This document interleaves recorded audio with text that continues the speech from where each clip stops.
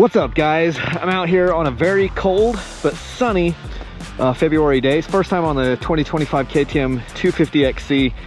I actually put my cone valve suspension and Trax shock on the bike for its maiden voyage out here, and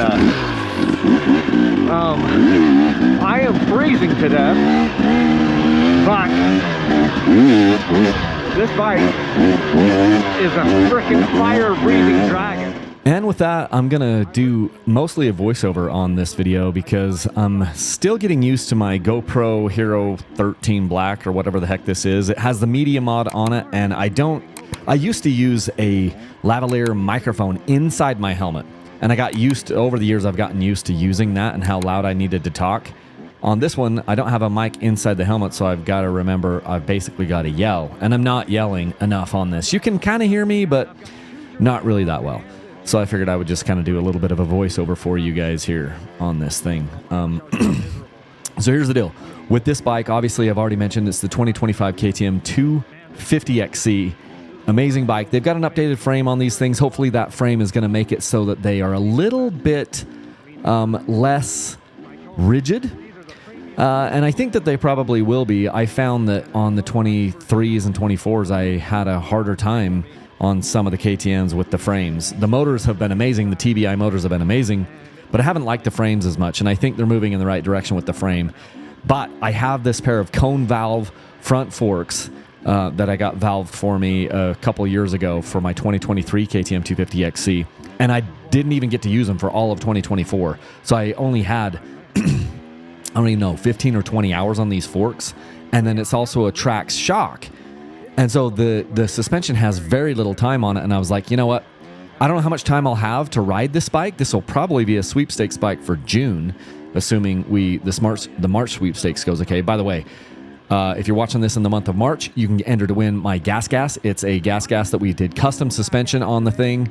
We upgraded the thing with the WP 6500 Exact Pro inserts and custom valving on the shock, and I upgraded to Brembo brakes and everything on that bike. So go to my website in the month of March to get entered to win that bike. It's absolutely sick. It's a better bike than Gas has ever made. It's a better bike than KTM has ever made as far as stock form. So anyway, but then getting back to this 250XC, I've always loved the 250 motors. The 250XC has probably been my favorite bike over the last 8 or so years, and I was like, I'm just gonna put my premium suspension. I spent like $5 or $6 grand getting getting these forks and this shock set up for me, and then I'm just taking it. I've had it on 2 different bikes now or so. There might have been a third bike I put it on for like 5 minutes. But anyway, so I wanted to just ride this. It is literally the best. I mean, when WP went to this in the closed cartridge exact forks on the XCWs and the XCs in 2024, it's the best valved forks in stock form that I've ever seen. But it doesn't. This is better.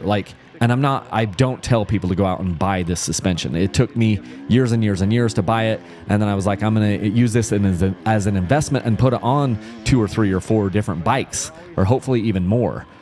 So that's what I've done here is I've got the premium components on this thing, and it was absolutely killer. It is just like the amount of bottoming resistance and the amount of compliance and the amount of just, it's unbelievable. Like you just can't, it's really hard to compare it to stock suspension. And what I love about it is it's soft enough when I'm going slow.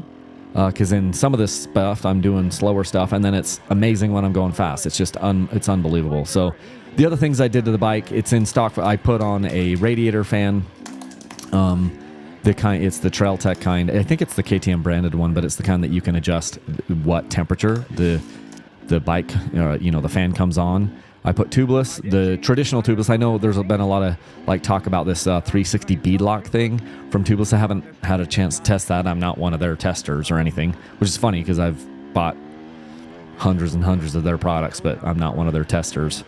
So I will see about that 360 beadlock thing. This is just the traditional tubeless setup, and then I went with a Tusk Talon front tire because it's amazing as far as for its performance and then its price. Rocky Mountain, I buy all my stuff, or I try to buy most of my stuff. I buy as much stuff as I can, is what I'm trying to say, from Rocky Mountain ATV. They're amazing. You can use my link to get entered to win that bike. You can use the Rocky Mountain ATV links to support everything that we're doing here. And I thank you from the bottom of my heart if you already are doing that. What I'll be talking about right here on the video, I believe, is the fact that I've got a Shinko R520 DC rear tire on the bike. Rocky Mountain ATV doesn't stock that one. I end up getting those when I have them, usually from Slavens Racing. Jeff Slavens, he's got a great team over there with good customer support, and that's where I bought this rear tire. I freaking love the rear tire. The Shinko R520 DC, unbelievable. It's a dual compound tire, so it's softer in the middle treads and it's harder on the outer treads. It's a unique, very unique tire, and I love that thing. So that's what the bike is equipped with. And then I think the other thing that I was mentioning as I was on this ride is I do a lot of consulting calls. So if you want to schedule a call with me, you can totally do that. It's on my website. There's a contact form. You just click it. I'll probably put maybe it up on the screen right now, but you can click that and schedule a call. I do a lot of these 15-minute free calls. If you want to buy more of my time, we can do that. There's an option there, but most people just do the 15-minute free call, and I love it. I love talking to you guys and answering questions and whatever. And we can cover a lot in 15 minutes, but I was talking to this kid who was about 15, and he was moving over from a DRZ 125, so, you know, a very mellow trail bike, and he was wondering what bike to get. And I'm like, dude, you're 15 years old, you're like 130 pounds. The YZ125 or YZ125X is made for you. It's literally designed exactly for you. And I've got two boys that are, one boy is 16. He's just moving off of a 125 two-stroke. He's 16. He's moving over to a 250 four-stroke because he likes to do a bunch of moto. And then my son who just turned 14, I redid the 125 and I'm putting him on it. So I'm like, you're 15, you're right in that sweet spot. I've got a son 16 and a son 14. I know the YZ125 two-stroke or even a KTM 125 two-stroke. What I'm saying is I know a 125 two-stroke is the exact bike that you should be riding. Don't skip steps. And he was telling me that I think it was like his uncle was saying, oh, well, the YZ125 is so hard to ride because it requires so much clutch control. And he was kind of discouraging him from getting it. And I'm like, look, your uncle isn't wrong. It is, quote, hard to ride, but that's one of the reasons why I'm telling you to get it. I want you to get it because it is hard to ride and because it forces you to learn how to manipulate the clutch and manipulate the engine. Control the power of the engine with that clutch. Don't skip to a 252 stroke like your uncle is telling you just because you can. I'm like, just because you can ride a 252 stroke doesn't mean that you should. And this has been the whole thing that I've said the entire time I've done this channel. For the first, I don't even know, 10 years I was doing the channel, I was on this big stump of don't buy a 454 stroke. And I just got tired of talking about it, but it's like, it's the same thing. Just because you can ride a 450 doesn't mean that you should, and doesn't mean that the bike isn't riding you. I was asking my 16-year-old son, he went and came to this Yamaha event with me about a year ago, and we were testing the YZ125X, the YZ250X, and the YZ450FX. And so here he was at 15 years old, and I let him ride this YZ450FX. He didn't like it. He's like, dude, the bike is riding you half the time. Like, the bike is riding you as much as you're riding it. And this was coming from a 15-year-old kid, you know, so it's just kind of fun. Like, my boys have been riding for, 10 years. They're way better riders than I ever was at that point. And on the track, they're both better riders than I am. They're faster than me on the track, and it's awesome. Like, they've ridden the track more than I have. But anyway, the other thing I noticed is this. I haven't shot that many videos with this GoPro Hero 13 Black, but it flattens out. It just whatever this is like a super wide, not the hyper wide or whatever, but it flattens out the terrain so much. Because I was just watching this back. This ride happened about a week ago from the time I'm doing this edit. And I'm like, this whole thing looks so flat. And even right here, I was actually climbing it was pretty steep, and I end up sweating here. I'm going to stop the thing and say I got to take off my jacket.